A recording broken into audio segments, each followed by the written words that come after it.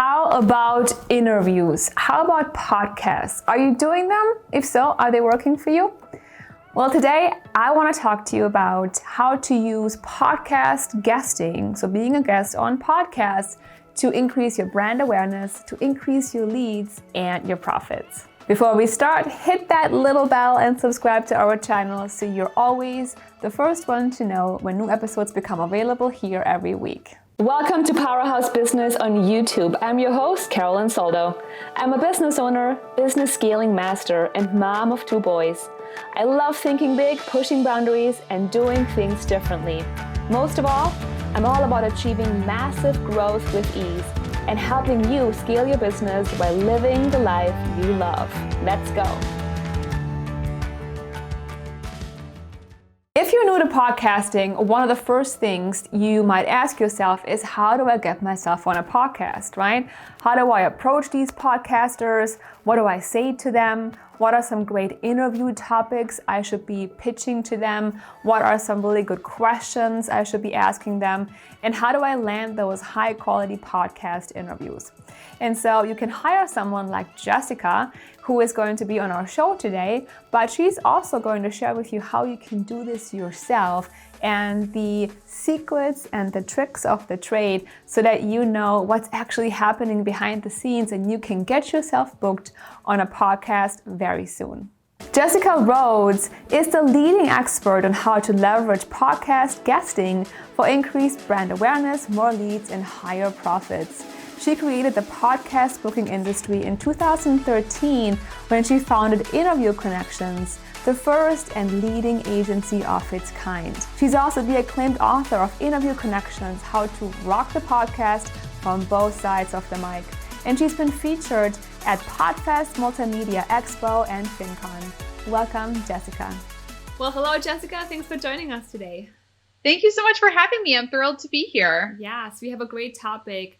Podcast guesting. I've not heard anybody really say it in that way, but that's exactly what so many of us want to do to get our brand out there more and to get leads and clients. And that's what you help people accomplish, right?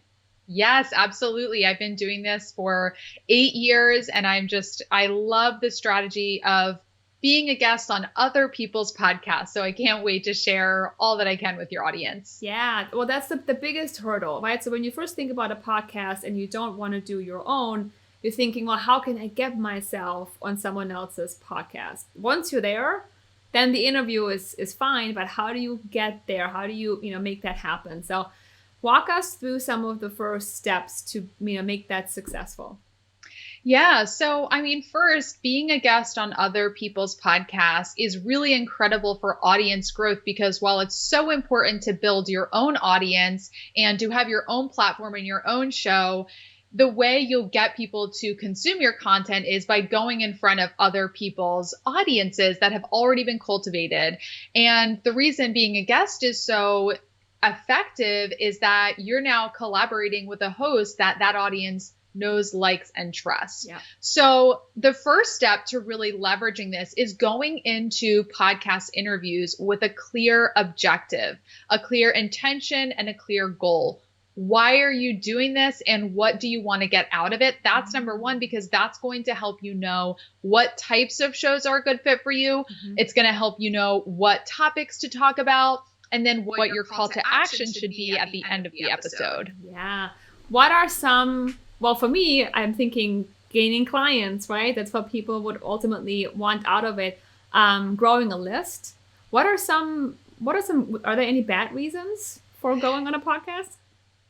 Right? I can't think of any bad reasons, but some of the most common goals that people have are increased visibility and brand awareness. That's sort of the umbrella goal. So when you have increased visibility and brand awareness, you have more leads coming in, you have more quality leads because there's a lot of different ways to get leads, but some ways are more effective than others, right? We know that if we turn on a Facebook ad and spend thousands of dollars on ads, you'll get tons of leads, but how quality will they be?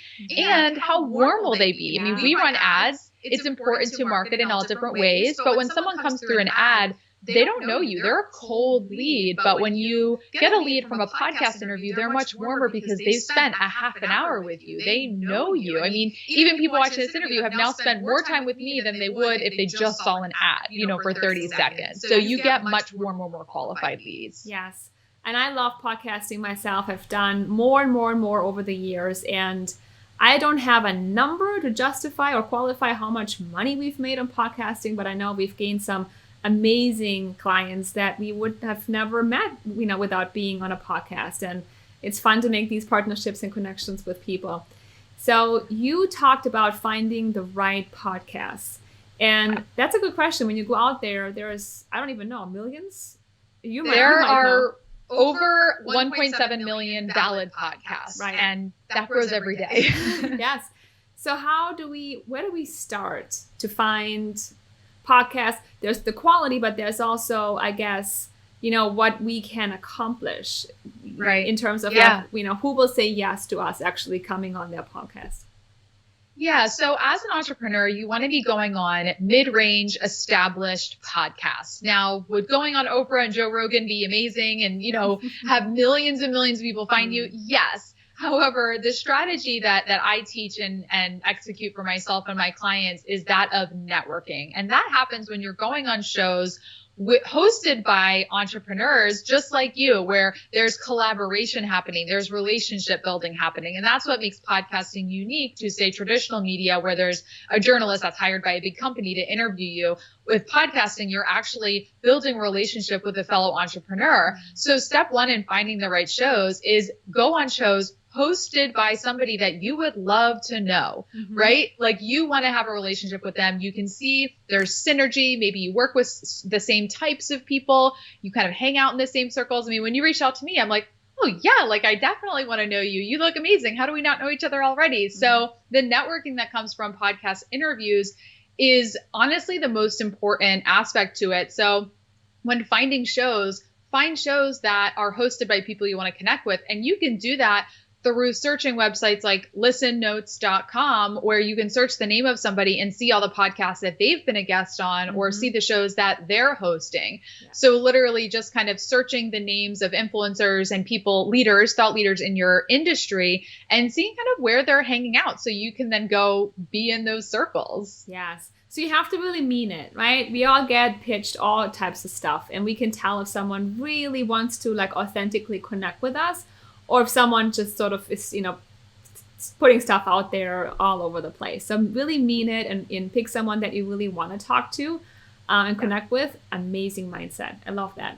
Yeah, so absolutely. You talk a lot about picking topics, right? And I know for myself, I recently worked with someone and to get me on more podcasts and we picked topics. So what topics are, am I available to talk about?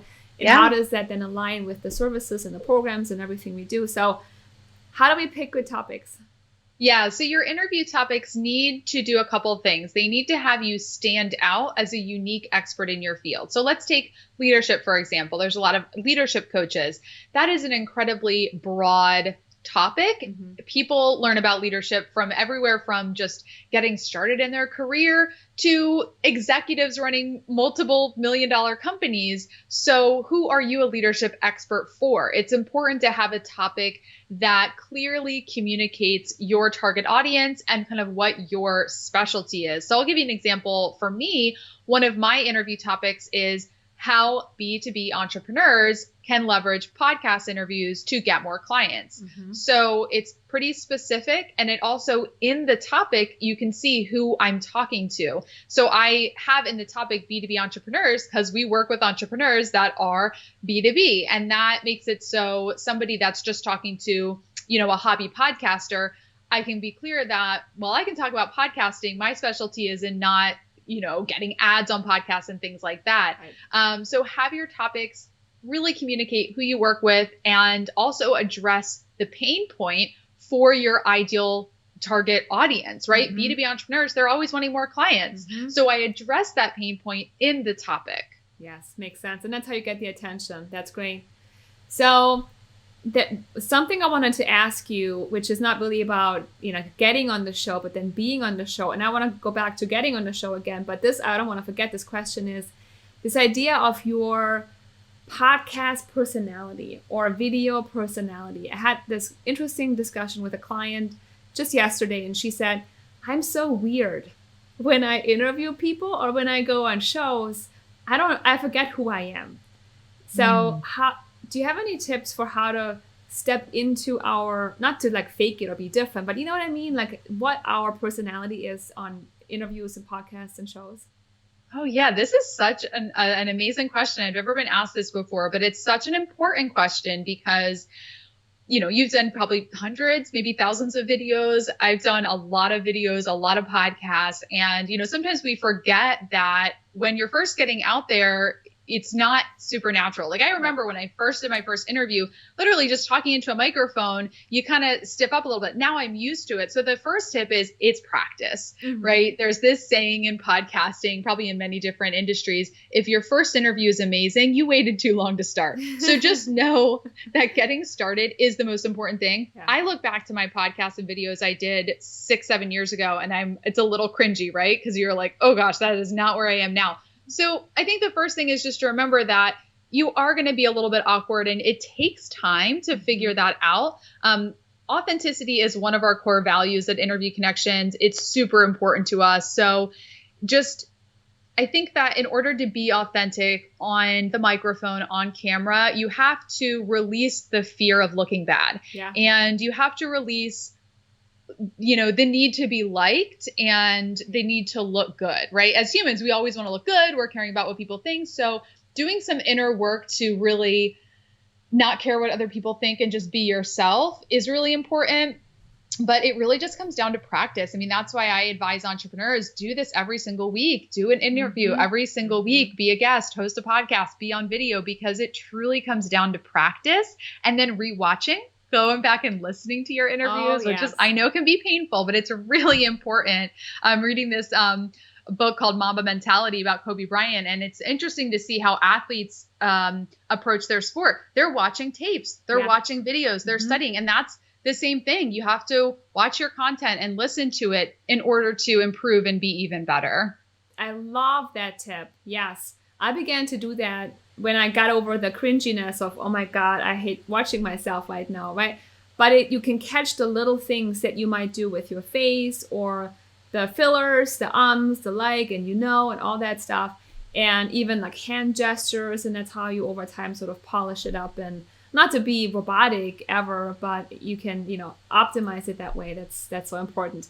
You know what has helped me? I don't know if you did this, but I have my speaking crushes, so to speak. Like the people, they're all public speakers and some of them are in crazy industries, not related to what I do at all, but I love the way they feel and the way they come across when they speak. So if I have a big appearance or a show or something and I'm nervous sometimes, I love listening to them, and just hearing the voice allows me to sort of step into that vibration and how high or low the energy is. And it centers me back to where I want to be myself. Yes, I love that. It's so important to have those mentors that you can learn from and really embody. And I think to add to that, having a ritual to go into an interview, something that allows you to kind of reset and get centered, having your water, turning off all of your other applications, really getting focused. There's all different types of things. Like before I go on video for, our master classes, I'll have a little dance party with myself. I'll dance it out and just like get that energy up. So kind of choose a ritual that you can use to kind of get into the zone. Yeah. And to your point, get the energy up or get it down. Like right. Some people have to get it up and some people have to get it way down. So it kind of depends on where you naturally fall. That's so interesting. Exactly. Yeah. And also just another tip for people getting interviewed on podcasts, watch their show, listen to their show, get to know the host, right? So you can match their energy. And just to your point, sometimes you have to get your energy up. Sometimes you have to get it down, because for a podcast host and their guest to have chemistry, they have to be matching energy. So as the guest, you want to learn about that host so you can kind of match their style. Absolutely. And oh my God, I had a horrible situation once. And so when you work with someone like you, Jessica, right, you really do a good job preparing your people for the shows, right, and to know the host, and you do a whole lot. But I went on a show once, and I was so embarrassed and shocked because I didn't expect what was going to happen. That show was full of jokes and full of like obscene stuff that I did not expect, and that was their style. They had done it for years this way, and it's not that that's bad, but I didn't expect it because I didn't look at any of the episodes. I was just like busy, and here it is, and I'm showing up, and I'm usually really good being spontaneous, but that got me so like out of my thing. It was not good. So yeah, be prepared, listen to the episodes, look at the host. Really, really good advice. Yeah, definitely. That's always throws you off a little bit. So how do you, if you do it yourself, right? From your experience, how do you approach a podcast? Do they have certain requirements? I'm sure many of them will tell you exactly what they want to hear, but what are some of the best practices? Yeah. So when you're reaching out to podcast hosts, I mean, first, it's about doing your research and your due diligence. So kind of looking across their website, reading about their show. A lot of times the contact page of their website will actually say, if you want to pitch yourself as a guest, use this form. So first, just do your research to see if they've already indicated how you can apply to be a guest. Listen to their podcast. So again, when you listen to someone's show, sometimes they might mention how they end up choosing their guests. So doing that research and getting that intel can really help you write an effective pitch. So after you've done that research, step 2 is starting to build and form that relationship. So getting connected on social media with the host, like their posts, comment on their posts, respond to their story, just get on their radar in a value add way, not like in a creepy stalky way, but just be a human that is starting to build a relationship. You can also reach out and ask the host and just say, hey, I've been listening to your podcast. I really love what you're doing. Are you open to a guest suggestion? Because I believe my topic could add value to your show. And if you simply just ask, number one, they'll be so appreciative that you respected their time enough to check in with them that they'll either say, yes, email my assistant. So now you've got the contact information of the gatekeeper, right, where you might not have gotten that otherwise. And then you can send your pitch to them. No, you don't have to do that, right?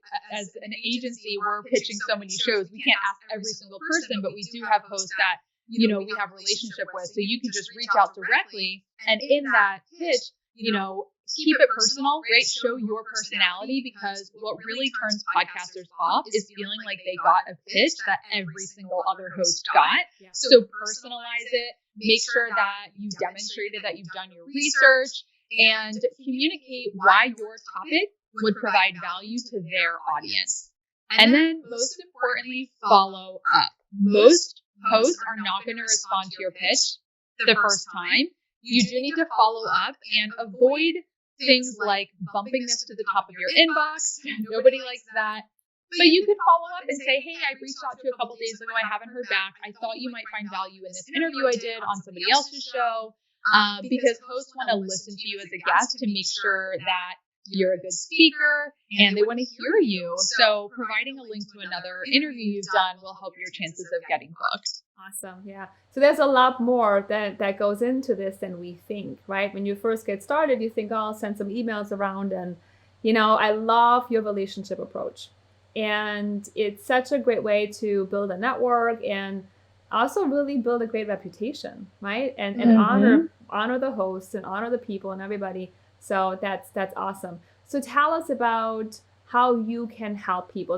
In my audience, you have so many amazing experts, and it's always about how can we, increase that brand awareness? How can we get the message out there more? And many of them don't have a huge staff and all the resources to, customize every pitch. And like you said, build a relationship. It takes time, right? And that's sometimes really scarce for people. So how do you make our life easier?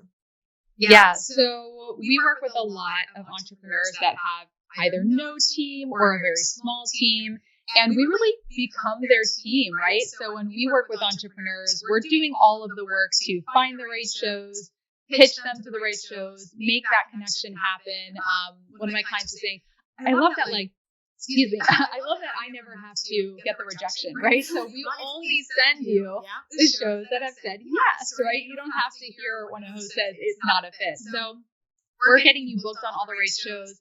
And then we're also really helping you build this network, because relationships are why this strategy is so important and so effective. So in our client community, we have networking calls and trainings to really help people monetize the microphone, because you can send a bunch of pitches and get yourself booked, but really making sure that you have the right call to action, that you're pitching the right topics. That's something that we do for our clients at Interview Connections. Yeah.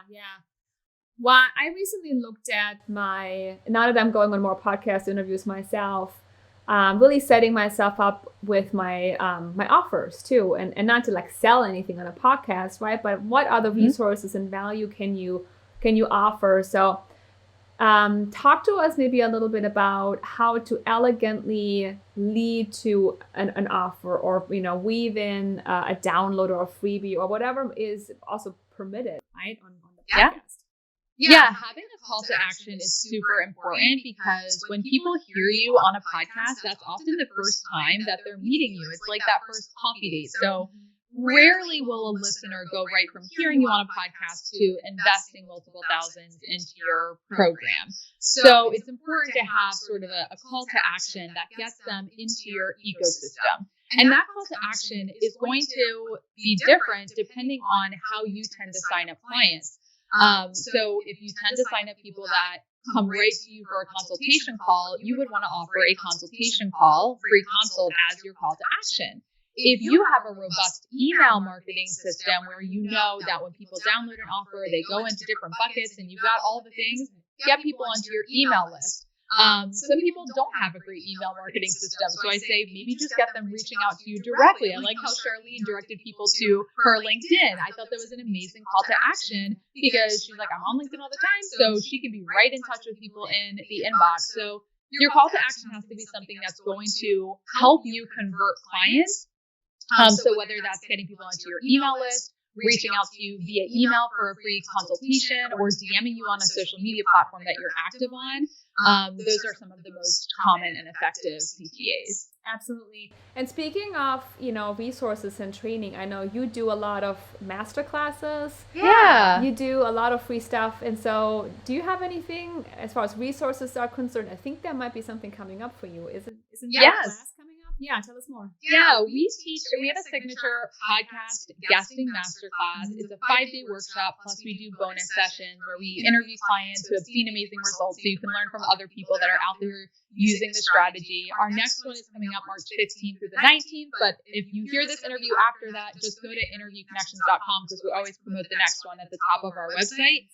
And it's a free workshop. You learn how to get started as a guest, strategies for monetizing, how to pitch, how to sell on a podcast without selling and pitching. So we love doing that, because we really want to pull back the curtain and share how the strategy works, because I talk to entrepreneurs all the time. They're like, oh, I've never even thought about doing this. So we're like, yes, it's so amazing. So we run that masterclass to really provide a ton of value and, teach people how this strategy works. Amazing. Yeah. No, so I highly recommend that. That's the best way to learn. Like, learn from the people who've been doing this for like years and years. And you're working with amazing clients, and you've been doing this for, ever, really. Yeah, 8 years. We were the first booking agency to market. So we've got tons of experience. Yes. And then decide, if it's something you want to try yourself, give it a try. But the easiest way to save yourself some time and the whole headache is to hire someone like Jessica and her team to help you get on the right podcast as quickly and as easily as possible, and really, get the benefit from, guesting on podcasts. Yes, absolutely. We would love to support anyone in the audience that's interested in doing this strategy. Perfect. Jessica, what else can we give our audience? One last tip or big mistake we need to be avoiding, or anything else that comes to your mind? Yeah, well, my tip is to just get started, because the most dangerous thing in business is obscurity. If nobody knows who you are, it's really difficult to grow. So just start increasing your visibility, start doing interviews, start doing videos, just get your expertise out there so you're no longer the best kept secret, which is what a lot of people tell me. They're like, I'm the best kept secret. I'm like, let's not have you be a secret anymore. So just get started. Absolutely. Yeah, I always like to say, I believe in our audience's message. And I believe that anybody, when coming from a place of service can make it happen. We just gotta start getting the message out there. And podcasting it's a growing industry. It's such an amazing opportunity. So definitely go for it. I'm going to put all the links down below in the description where you can check out Jessica's masterclass and her resources and connect with her, right? How do you like people to connect with you, by the way? Yeah, so if you go to Facebook, we have a Facebook group called the Guest Expert Profit Lab, interviewconnections.com/group. So that is my favorite way to connect because I do live trainings in there every week. So that's kind of our community where we bring people together. So interviewconnections.com/group is where you can join our community on Facebook. Well, awesome. Well, with that, I want to respect your time. I'll wrap it up. Thank you so much for being here, Jessica. You're amazing, and hope to collaborate with you more. Thank you so much. And now we would love to hear from you. Leave me a comment down below and let me know what you think about podcasting. How are you planning to use podcasting and being a guest on podcasts in your own business? And if you're running your own podcast, how do you select your guests? Let me know down below in the comments and let's have a conversation. Speaking of podcasting and being a guest on shows, well, I am looking for guests for my YouTube show. So if you would like to be a guest on my show and share your thought leadership, share your message, your tips, your tricks, and what it is that you do for the world, go down below in the description. We have instructions there for you on how to apply to be on my show. I look forward to see your application and potentially having you on the show very soon. And now stay focused on your goals because I believe that your message is meant to be out there with so many more people. And being on a podcast or being on a YouTube show is the way to do it. As always, if you like this episode, give us a like, subscribe to our channel, and share it out there with the world. And then make sure you come back again next week. Thank you so much for watching, and I'll see you soon. Do you often feel stressed and overwhelmed from growing your business? Do you crave more ease and happiness from your success? What if I gave you a tool that has the power to instantly make you feel focused, peaceful, and at ease, all while growing your business faster than ever before? I've created the Business Growth Scorecard that has helped countless businesswomen replace overwhelm with confidence, and now the scorecard is available online. It's free, takes less than 10 minutes, and provides you with a customized growth plan, including your personal scores. Go to businessgrowthscorecard.com to take the test right now. I look forward to helping you grow your business with ease and excellence.